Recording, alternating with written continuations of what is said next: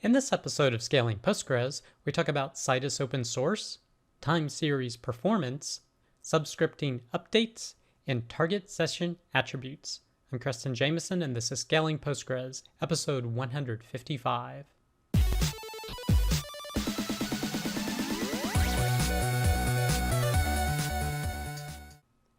All right, I hope you, your friends, family, and coworkers continue to do well.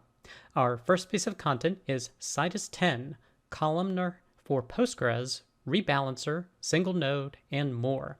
This is from citusdata.com, and they basically released a new version of Citus open source, version 10, and it has a lot of great features to it.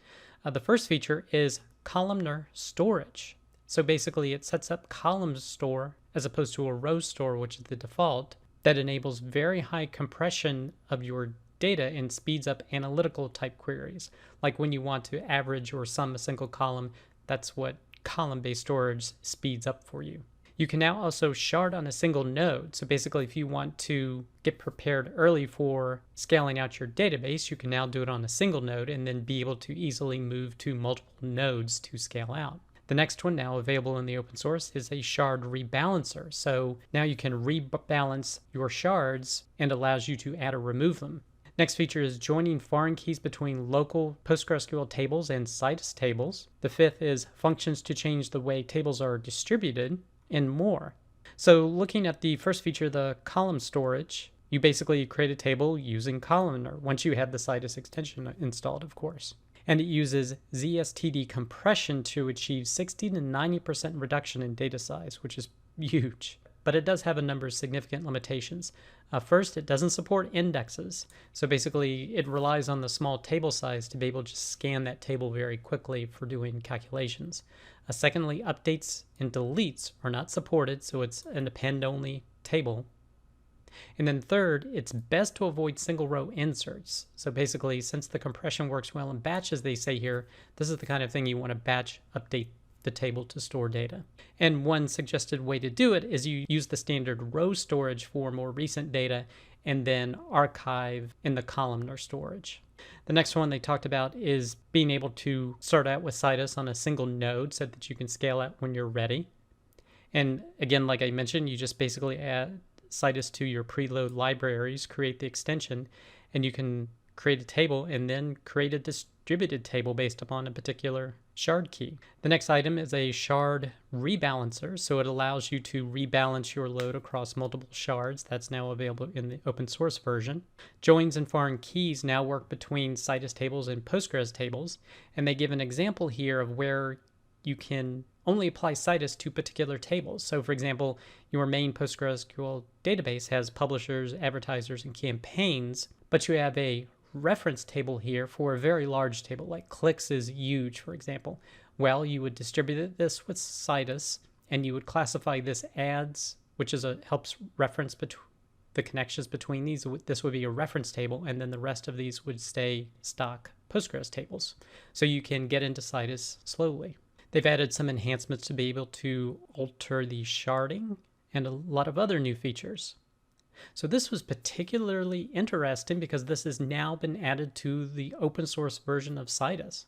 So if you wanted to try this out for free, you could just download the open source version and give it a try.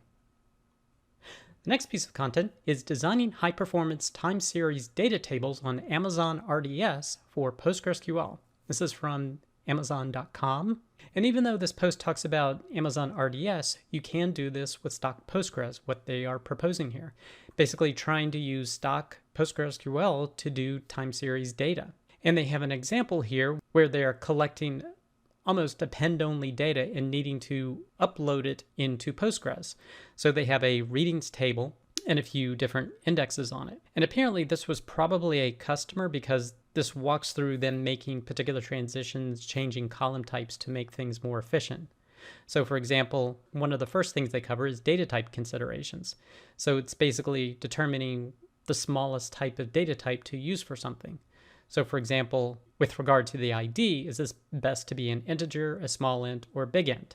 So they have a discussion about that. They also discussed whether double precision makes the most sense. And they actually decided to go with something smaller, a real data type. because it was smaller. So basically making the size of the data as small as possible by choosing the most optimal data type size. And doing that reduced the data size by about 5%. And then they looked at the indexes. So they did have a standard B-tree index on the time field, but looking at the use case, particularly with time series data, they said a BRIN makes more sense. And a BRIN is a block range index. So it doesn't index each specific value like a B-tree does, but it references ranges.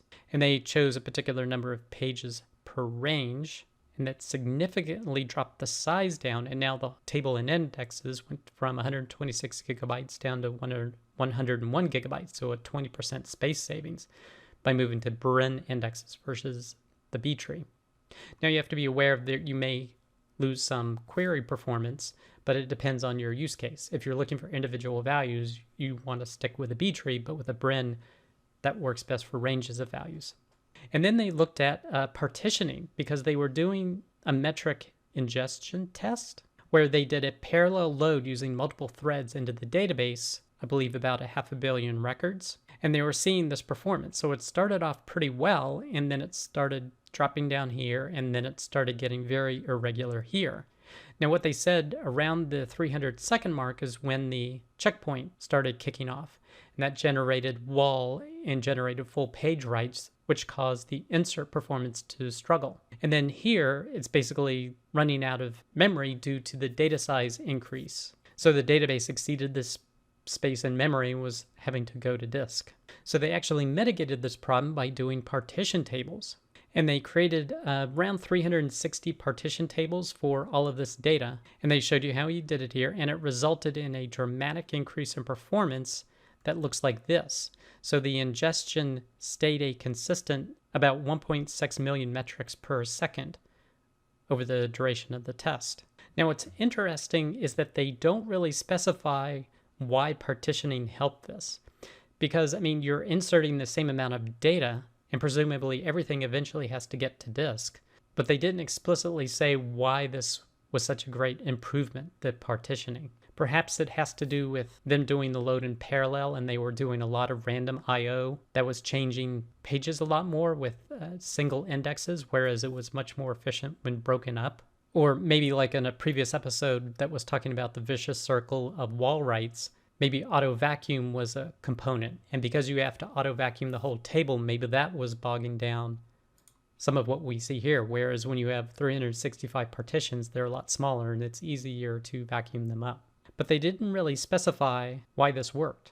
I would be interested to know, how does this look with different number of partitions? So if you had more partitions, would you see any difference? If you had less partitions, would it start dropping down, and at what point?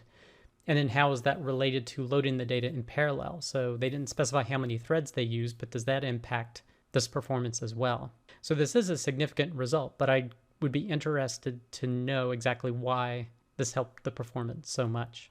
But if you want to learn more about how you can use Postgres for time series data without using an extension such as TimescaleDB, you can check out this blog post. The next piece of content is, how many engineers does it take to make subscripting work? This is from earththelion.info, and basically he's indicating that there's a patch that's been done that is probably going to be in Postgres 14, where you can actually use subscripting syntax to set keys in JSON-B, as well as query from it. So for me, this is huge. I love this developer convenience. And I don't know if it's me, but every time I need to update a JSON-B column, I need to check the docs on how to do it. So this will be so much easier to work with compared to now. So kudos to everybody who was involved with this. And actually this post is very long. So this is the TLDR, but it describes all the process that went through getting this feature into Postgres. So there's a lot of backstory, different developer comments, different things to be aware of when doing Postgres patches. So if you're interested in the backstory, you can definitely check out this post. The next piece of content is new target session adders, settings for high availability and scaling in PostgreSQL version 4. This is from cybertech-postgresql.com. And they're talking about target session attributes. So basically, when you connect up to PSQL using libpq, you can specify more than one server, and it will connect to one. If that's not available, it will connect to another. Where you can also specify target session attributes, whether that particular target is read-write or not, otherwise classified as any. So this enables you to, say, just target to the primary server or not, kind of. But in Postgres version 14, they've added a lot more different adders that you can use. So now you have primary, you have standby, you have read-only, you have read-write, and then prefer standby. So primary is very similar to read-write, only difference being the default transaction read-only is set or not. Same thing with read-only and standby. It just varies by this parameter as well. And prefer standby, basically it tries to connect to a standby. If none's available, it just connects to whatever else is available. And he also mentions that, of course, the libpq library is used in a lot of different languages Postgres connections. So for example, they mention Python, Go, Rust. I know Ruby uses it as well. So a lot of them use this, so you can use this syntax today, and it will be even better in version 14. So if you're interested in that, you can check out this blog post. The next piece of content, starting with PG, how can I set configuration parameters? And this is from depesc.com. And he had previously wrote about locating where the config files are, but this talks about where and all the different places you can make changes to them. So there is, of course, the base PostgreSQL.conf file. However, within that, at the bottom, you can include additional files. So you can include files or give an error, or include only if the file exists, so it won't give an error. It also usually by default includes a directory called confd. That's personally where I stick all of my configuration in here, and I usually don't change the PostgreSQL.conf file because it just makes it easier for upgrades and whatnot. The other place where you can find configuration is in the data directory, and it's the PostgreSQL.auto.conf file. This file you should not manually edit, and it should only be altered with the alter system command. So you can, from a Postgres prompt, say alter system set this parameter to a particular value, and it will change it in here. Now it won't immediately make it live because you may need to do a reload or a restart. And then he goes into, well, how do you determine which parameters you can do a reload on and have them work, or it requires a restart. He says you can actually query the PG settings table in Postgres, and it will tell you for each value whether it just requires a reload, such as the archive command, or it requires a restart, such as the actual archive mode. The next thing he covers is that all the items in the PostgreSQL.conf file are global, and even the PostgreSQL.auto.conf file are global. However, you can set for particular users certain parameters, and that they're specified by user here, for example. And you can also set them per database, or you can set them per user per database. And he goes through and shows an example here of how that hierarchy is established. And the last thing he covers is that you can also set them per session. So per connection to Postgres, you can change certain parameters for that session that you're in. And lastly, covers different ways to reset those values to their default. So if you're interested in learning more about configuration and the different places you can do it, definitely check out this blog post. The next piece of content, starting with PG, where are the logs? This is also from depesc.com, and he's talking about where you can find the logs in your Postgres system. So he considers different places where it can be logged, like in Windows, you can log it to the event log. In Linux, you can do it to the syslog. You can also log to the standard error, or you can also do it using the logging collector or not, as well as to the CSV log. So if you want to learn more about logging in Postgres, definitely check out this blog post. The next piece of content is actually a YouTube channel, and it's EDB's YouTube channel. And in the last week, they've posted a lot of different webinars on Postgres. So if you're interested in video content, definitely check out this YouTube channel. The next piece of content is security and containers in cloud-native PostgreSQL. This is from enterprisedb.com. And they're talking about their cloud-native Postgres offering. And basically, they are bundling up Red Hat Linux in a container with Postgres all configured for you to be able to use in things like Kubernetes. And they go through the security process that they're doing to deliver secured images via this means, and also how they've actually configured the container itself following the principle of least privilege during execution. And then covered some points about why immutability is a benefit, in that in this scenario, you generally would not install patches on the server. You would just get a new container and install that and do a failover process to a standby server to upgrade it. And that's the process you would go through for container upgrades. So if you're interested in that, you can check out this blog post. The next piece of content is PostgreSQL getting started on Ubuntu. And this is a very simple post talking about the best way to install Postgres on Ubuntu, especially if you're looking for a specific version and you don't want the Postgres version bundled with your particular version of Ubuntu. So if you're interested in that, you can check out this post from cybertech-postgresql.com.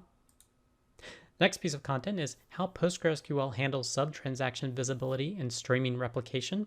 So if you're interested in how Postgres works under the covers to accomplish this, definitely check out this post from higo.ca. Also from higo.ca is how to create a system information function in PostgreSQL.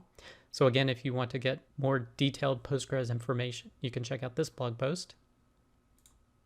The next piece of content is Pgpool-II's clustering modes. This is from bping.blogspot.com, and she discusses all of the different clustering modes that are available in Pgpool-II and how they work and how to enable them. So if you're interested, you can check out this post.